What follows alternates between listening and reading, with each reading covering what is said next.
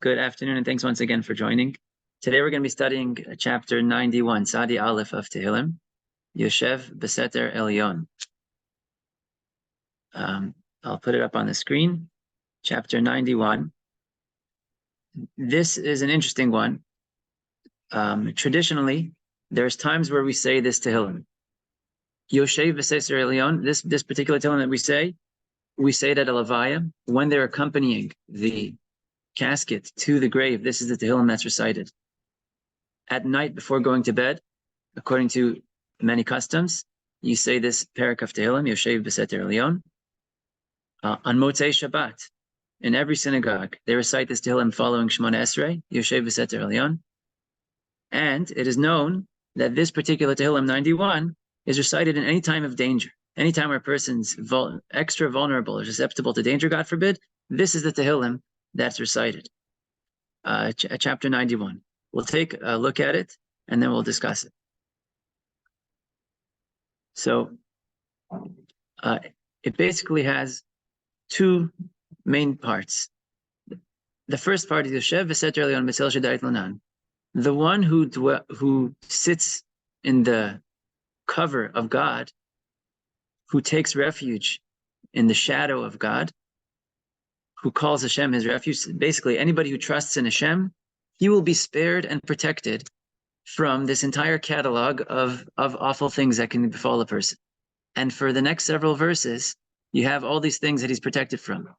Mipachikush, this a trapping snare, midever avod, devastating pestilence, the fear of night, chetzi ufimam, arrows flying at you by day, midever, a pestilence that prowls in the darkness, ketev shutzoraim, certain types of destructive forces that come out in the afternoon. And it basically tells you about all these things that a person is protected from if he is Yoshev Beseter Elyon, if he trusts in Hashem and dwells in his shadow, so to speak. Like you take refuge in Hashem, and that's what you place your trust in.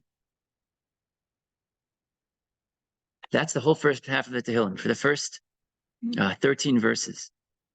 Hashem will appoint angels to protect you in all of your ways, and they'll lift you up, lest you even bump your foot on a stone. So, these are all the things afforded. Then, in verse number 14, it transitions very interestingly, which you rarely see in Tehillim, to speak from the perspective of God himself. Kivi chashak v'felteu. He trusted in me, he yearns for me, God says, I will save him. I will save him. I will strengthen him because he knows my name. Meaning, he knows that I'm the one he goes to for protection, therefore, I'm going to deliver. Yikra'eni, he will call to me. This is God speaking in Tehillim. This is so fascinating that you rarely see this. An imo anochi betzara. I am with him in his distress. Achaltzehu ve'achabdehu. I will save him and I will give him honor. I will give him long life, and I'll show him my salvation. So the first half is the promise of the author of the Tehillim, likely Moshe Rabbeinu or David HaMelech.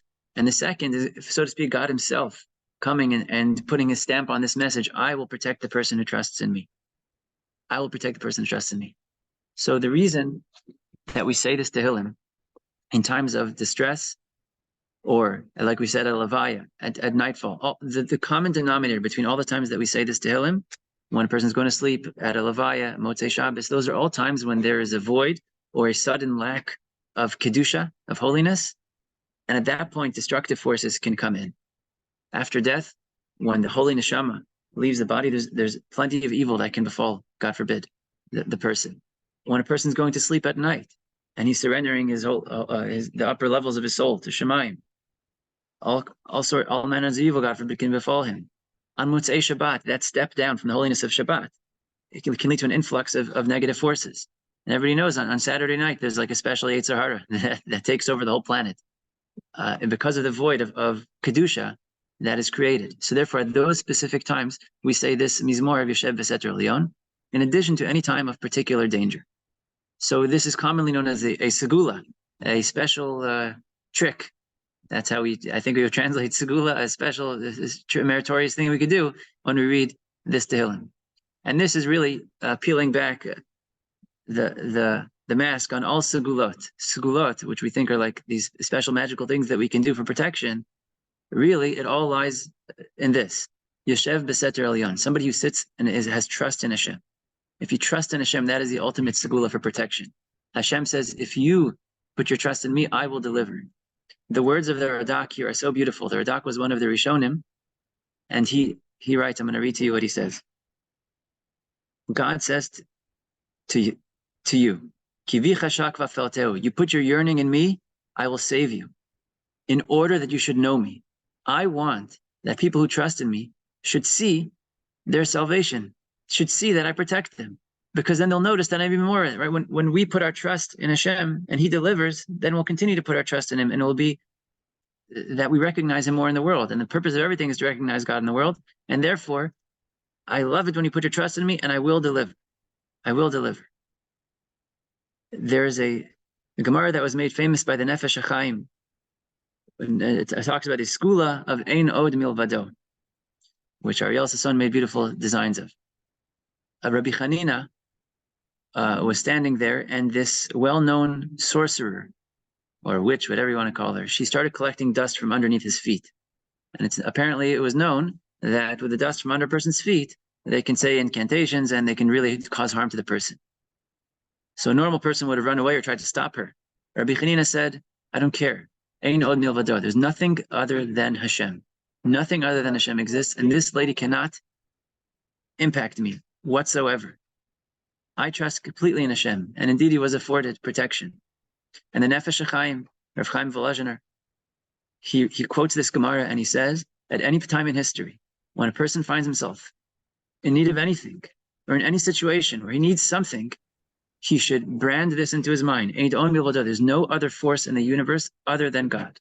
That whole laundry list of horrors that can befall a person that we read about in this Tehillim, they are ultimately all under the control of God and under the purview of God, and nothing can befall us if we're trusting and putting our trust in Him. This is a powerful, powerful Tehillim about bitachon in Hashem. Now the Malbim, in his commentary here, says something so incredible. On the verse, Yikra'eni ve'enehu, he calls to me and I answer him. Imo anochi b'tzara, I'm with him in a time of distress. The Malbim says that Hashem is explaining to us, why do I have to lift you above the stones? Why don't I just protect you from even coming into a situation of potential danger? Why can't I show you the safe route where you don't see any of the horrors? I don't have to protect you from any enemies because you don't see any enemies, right? Just keep me coddled in your wings, and I don't have to see any of this. Why do you have to show me the danger and then lift me above the rocks? Yes, why can't you avoid it altogether? So he says, Hashem is saying, I want you to see the distress. I want you to stand on the threshold of danger and then call to me and daven to me. And then I will answer you. I want you to go through this process of fear, and then I will come to your aid so that you could feel my closeness. Because otherwise, if you're just sitting there comfortable because I'm protecting you from everything without anything happening whatsoever, you won't call to me and you won't recognize Hashem in the world, and it will be a waste of life. It will be a waste of life. You'll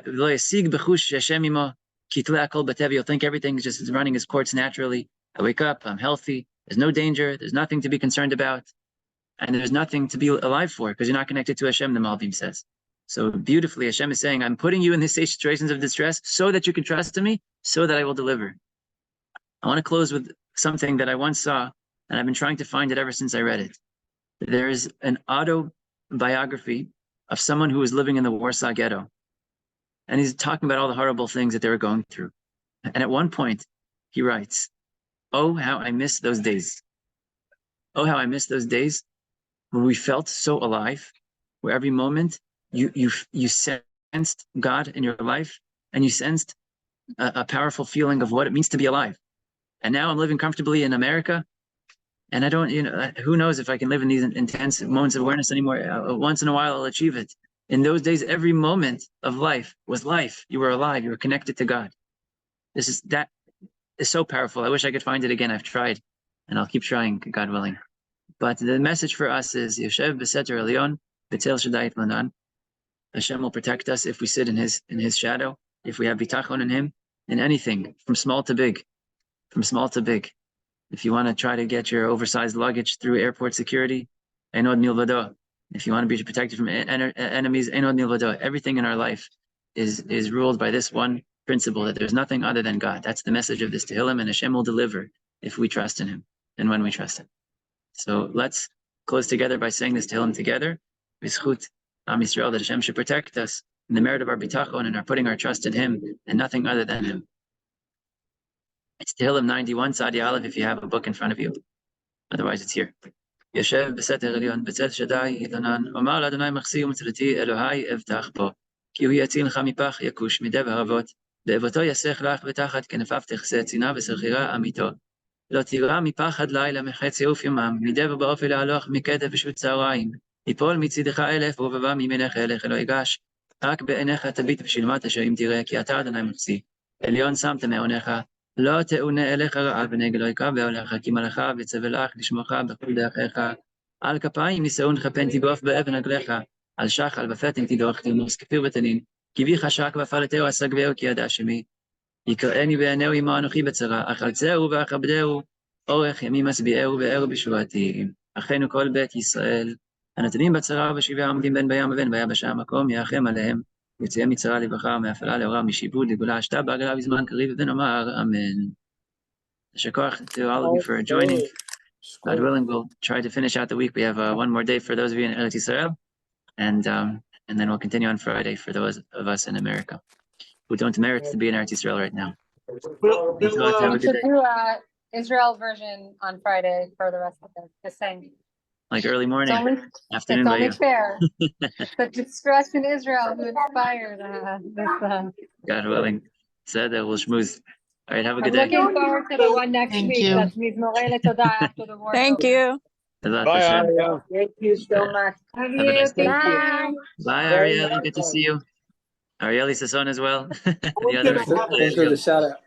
Are we going to have a session tomorrow? Since next week's in person? Yes, God willing. Tomorrow afternoon we'll have a session, 12:30. Yeah.